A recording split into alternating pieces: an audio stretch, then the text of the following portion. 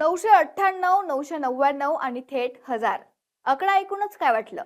पण हा कुठल्या निवडणुकीच्या मतांचा किंवा क्रिकेटच्या रनचा आकडा नाहीये. हा आकडा आहे काळजाचा थरकाप उडवणाऱ्या मृत्यूंचा. युरोपमध्ये ज्याला आपण गोऱ्या साहेबांचा देश म्हणतो, जिथली थंडी, बर्फ आणि गुलाबी हवामान बघायला लाखो लोक रुपये खर्च करून येतात, तिथं आज निसर्गाच्या एकाच फटक्यानं अशी काय दैना केली आहे की बघणाऱ्याच्या डोळ्यात पाणी आल्याशिवाय राहणार नाही. सोशल मीडियावर याचे व्हिडिओ व्हायरल झाले आणि त्यात दिसतंय की रस्ते वितळत आहेत, गाड्यांची चाकं वितळत आहेत. एवढंच काय, तर रस्त्यावरचे सिग्नल सुद्धा वितळले आहेत. लोक स्वतःचा जीव उन्हापासून वाचवण्यासाठी पाण्यात उड्या मारतायत, पण पाण्यात बुडूनही लोकांचा मृत्यू झालाय. तापमान आहे फक्त 40°C. तरी एवढ्याशा तापमानात कसं होतं हे सगळं? युरोप का वितळत चाललाय? पाहूयात या व्हिडिओतून. नमस्कार, मी निकिता आणि आपण पाहतायत LS मराठी. आपण पुण्यात, मुंबईत किंवा विदर्भात उन्हाळ्यात 45-50° तापमान अगदी हसत खेळत झेलतो. दुपारी उन्हात उसाचा रस पीत हुंदडतो. त्याच आपल्या जर कोणी सांगितलं की तिकडे फक्त 40-42° तापमानात 1300 लोक मृत्यू पावलेत, तर पहिल्यांदा विश्वासच बसणार नाही. वाटेल की काहीतरी थापा मारतायत लोक. पण असं झालंय. युरोपानुसार तापत नाहीये, तर युरोप अक्षरशः मेणासारखं वितळतोय. आणि ही काय आजची उद्याची गोष्ट नाहीये, तर तिथल्या माणसाच्या, तिथल्या सिस्टीमच्या आणि निसर्गाच्या युद्धाची अशी एक कहाणी आहे, जी ऐकली की माणसाला आपल्या मातीची किंमत कळेल. चला जरा फ्लॅशबॅक मध्ये जाऊत आणि विषय समजून घेऊत. युरोप खंड म्हणजे कायम एसीत राहिल्यासारखं वातावरण असलेला प्रदेश. तिथं हिवाळ्यात पारा उन्हेमध्ये जातो, बर्फाचे डोंगर साचतात, नद्या गोठतात. तिथल्या माणसांची कातडी, तिथले घरे, तिथले रस्ते, रेल्वे रूळ, अगदी रस्त्यावरचे ट्रॅफिक सिग्नल सुद्धा फक्त आणि फक्त याच गोठवणाऱ्या थंडीचा विचार करून बनवले गेलेत. तिथल्या पिढ्याना पिढ्यांनी कधीही कडक ऊन काय असतं ते पाहिलंच नव्हतं. उन्हाळा आला की तिकडचे लोक खुश व्हायचे, घराबाहेर पडून समुद्राच्या किनाऱ्यावर ऊन खात बसायचे. पण निसर्गाने खेळ असा पलटवला की जो उन्हाळा त्यांना आनंद द्यायचा, तोच उन्हाळा आता यमराज बनून त्यांच्या उंबरठ्यावर येऊन उभा राहिलाय. जून महिन्याची सुरुवात झाली आणि अचानक आफ्रिकेच्या वाळवंटातून अशी काही गरम हवेची लाट थेट युरोपच्या छाताडावर येऊन धडकली की अख्खा युरोप एखाद्या भट्टीसारखा शेकायला लागला.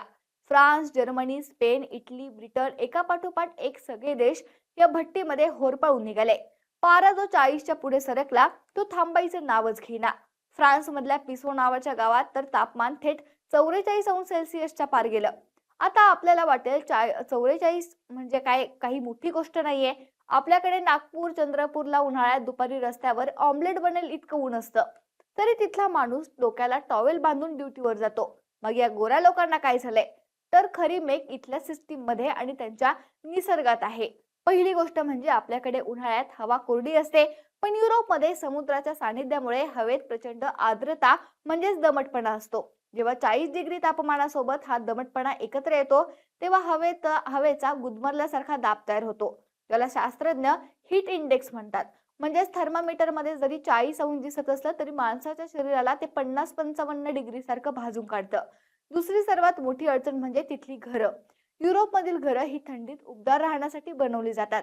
त्यांच्या भिंती जाड असतात, खिडक्या अशा असतात की बाहेरची हवा आत येणार नाही आणि आतली उष्णता बाहेर जाणार नाही. आता विचार करा, बाहेरून जी उष्णता एकदा त्या घरात शिरली ती आतच अडकून पडली. ती घरं नसून जणू काही ओव्हन बनली आहेत. आणि सगळ्यात महत्वाची गोष्ट म्हणजे तिथल्या 90 घरांमध्ये एसी नावाचा प्रकारच नाहीये. आपल्याकडे गरिबाच्या घरातही कूलर असतो किंवा पंखा तरी असतोच, पण तिकडे पंखे लावण्याची पद्धतच नव्हती, कारण त्याची कधी गरजच पडली नाही. आता अशा कोंदट, गरम, ओव्हन सारख्या घरात जेव्हा 65-70 वर्षांचे वृद्ध लोक राहतात, तेव्हा त्यांच्या शरीरातला तो ताण सहन होत नाही. उष्णतेमुळे रक्तभिसरण बिघडतं, हृदयाचे ठोके वाढतात, फुफ्फुसावर दाब येतो आणि माणूस झोपेतच कायमचा शांत होतो. फ्रान्समध्ये जे 1300 लोक वारले, त्यातले बहुतांश हे असे वयोवृद्ध नागरिक होते, ज्यांना या उष्णतेच्या राक्षसाने घरातच गाठलं. पण निसर्गाचा हा कोप फक्त माणसाच्या जीवावरच सुटला नाही, तर त्याने तिथल्या आधुनिक विज्ञानाची आणि सिस्टीमची पार अब्रू वेशीवर टांगली आहे. आपण जे युरोपियन टेक्नॉलॉजीचं कौतुक करतो, ती टेक्नॉलॉजी या उन्हात कशी वितळली हे पाहिलं की डोळे पांढरे व्हायची वेळ येईल. पहिल्यांदा बोलूयात रस्त्यांबद्दल. युरोपमध्ये हिवाळ्यात बर्फ पडतो, रस्ते गोठतात, म्हणून तिथं मऊ आणि लवचिक डांबर वापरलं जातं. आता या 40°च्या उन्हात त्या डांबर अक्षरशः चिखलासारखं मऊ झालंय. रस्त्यावरून जाणाऱ्या गाड्यांचे टायर्स त्या डांबरात उरतायला लागलेत. गाडी स्पीड मध्ये घ्यायची सोडून द्या, गाडी जागची हलवणं कठीण झालंय. कारण टायर फिरताना डांबर वितळून त्याला चिटकत आहे. जे रस्ते देशाच्या प्रगतीची लक्षणं मानली जायची, तेच रस्ते आता एखाद्या दलदलीसारखे बनलेत. रस्त्यांची ही अवस्था तर रेल्वेचे काय गत झाली असेल. रेल्वेचे रुळ म्हणजे शुद्ध लोखंड. युरोपमध्ये रेल्वेचे रूळ बसवताना उन्हाळ्यात जे एवढे पसरतील असा विचारच त्यांनी कधी केला नव्हता. परिणाम काय झाला? जर्मनी आणि फ्रान्समध्ये रेल्वेचे रूळ उष्णतेमुळे सरळ रेषेत राहण्याऐवजी सापासारखे वाकडे तिकडे झालेत. रेल्वे रूळ वाकल्यामुळे अपघात होऊ नये म्हणून तिथल्या सरकारने शेकडो रेल्वे गाड्या रद्द केल्या आहेत. आणि इंटरनेटवर जे फोटो बघून अख्खं जग अवाक झालंय ते होतं तिथल्या ट्रॅफिक सिग्नलचं. जर्मनीच्या मुन्स्टर शहरात जर भर चौकात लावलेले प्लास्टिकचे ट्रॅफिक लाईट्स उन्हाच्या तीव्रतेने मेणबत्ती सारखे वितळून खाली गळायला लागलेत. रस्त्याच्या कडेला ठेवलेले प्लास्टिकचे मोठे कचऱ्याचे डबे एका बाजूला झुकले आणि वितळून सपाट झालेत. हे सगळं बघितल्यावर कळतं की निसर्गापुढे माणसाची अवकात काय आहे. स्वित्झर्लंड म्हणजे बर्फाच्छादित डोंगर, आल्हाददायक वातावरण, तिथल्या अल्पाईन हिमनद्या या जगाचं वैभव आहेत. दरवर्षी हिवाळ्यात जो बर्फ पडतो तो उन्हाळ्यात थोडाफार वितळतो आणि ऑगस्ट महिन्यांपर्यंत टिकून राहतो. पण या वर्षी जून संपायच्या आतच हिमनद्यांवरचा अख्खा बर्फ वितळून पाणी पाणी झालाय. डोंगर उघडे पडलेत, काळेभोर दगड दिसायला लागलेत. ज्या हिमनद्या वितळायला वर्ष लागायची त्या काही दिवसातच समुद्राला जाऊन मिळाल्यात. नद्यांचे पाणी आटायला लागले. काही ठिकाणी पाण्यासाठी कडक निर्बंध लादले गेलेत. या युरोपने जगाला पाणी कसं वापरायचं शिकवलं, तिथं आज गाडी धुण्यावर, बागेला पाणी घालण्यावर बंदी आली आहे. आणखी एक भयंकर प्रकार म्हणजे लोकांची जगण्याची धडपड. उष्णतेने हैराण झालेले लोक फ्रान्स, स्पेन मधील नद्यांमध्ये, तलावांमध्ये पोहायला उतरलेत. पण निसर्गाचा कोप तिथेही थांबला नाही. थंड हवेत राहणाऱ्या या लोकांना अचानक उष्णतेमुळे पाण्यात गेल्यावर शरीराचा समतोल राखता आला नाही. अनेकांना पाण्याच्या खोलीचा अंदाज आला नाही, तर काहींना उष्णतेचा हीट स्ट्रोक मुळे पाण्यातच फिट आली.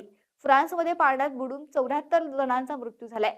आता विचार करण्यासारखी गोष्ट ही आहे की या सगळ्या पाठीमागे कोण आहे? निसर्गाचा हा तांडव सुरू आहे, त्याला जबाबदार कोण? याचं सरळ आणि सोपं उत्तर आहे माणसाचा हावरेपणा.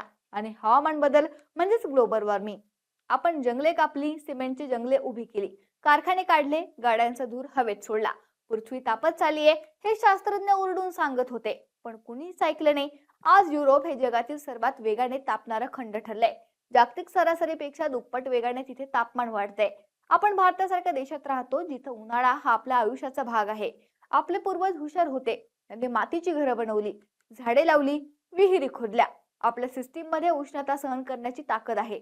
पण जर आपणही निसर्गाचा आदर केला नाही, बेसुमार झाडे तोडली, पाण्याच्या स्रोतांची नासाडी केली, तर उद्या आपली अवस्था ही यापेक्षा भयंकर होऊ शकते. आज युरोप मेणासारखा वितळतोय, उद्या कदाचित संपूर्ण जग या भट्टीमध्ये खाक होईल.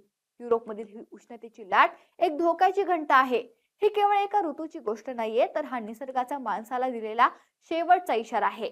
जर आताही माणूस सुधारला नाही, जर आताही प्रदूषण कमी केलं नाही, तर निसर्ग स्वतःचा समतोल कसा राखायचा हे चांगल्या प्रकारे जाणतो. मग समोर युरोप असो, अमेरिका असो की आशिया, निसर्गाच्या या महाभट्टीत सगळं काही वितळून कोळसा व्हायला वेळ लागणार नाही.